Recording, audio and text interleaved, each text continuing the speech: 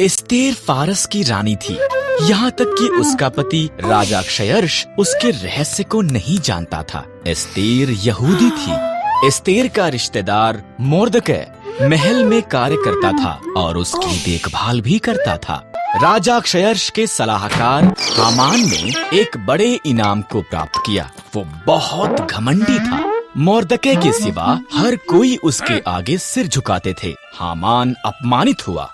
उसने मोर्दकै और सभी यहूदियों को मारने की प्रतिज्ञा की। हामान ने क्षयर्ष को बताया कि यहूदी खतरनाक थे और उन्हें मारना चाहिए। क्षयर्ष सहमत हो गया और उन्हें मारने की एक योजना बनाई। मोर्दकै डर गया था और रानी एस्तेर को ये संदेश भेजा, राजा के मन को बदल।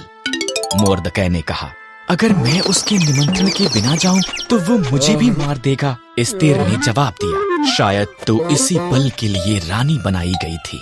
मोर्दकै ने कहा। एस्तेर साहस के साथ ये प्रयास करने के लिए सहमत हुई। वो सिंहासन के कमरे में गई। राजा क्षयर्ष उसकी सुंदरता से चकित हुआ और उसे अंदर निमंत्रण दिया। क्या हम हामान के साथ रात का खाना खा सकते हैं? उसने पूछा।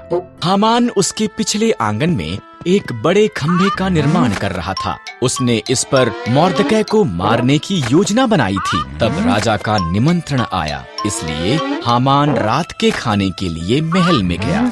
एक मनुष्य मुझे और मेरे लोगों यहूदियों को मारना चाहता है, एस्तेर ने राजा क्षयर्ष को बताया। कौन ऐसी बात करेगा? उसने पूछा। दुष्ट हामान, एस्तेर रोई।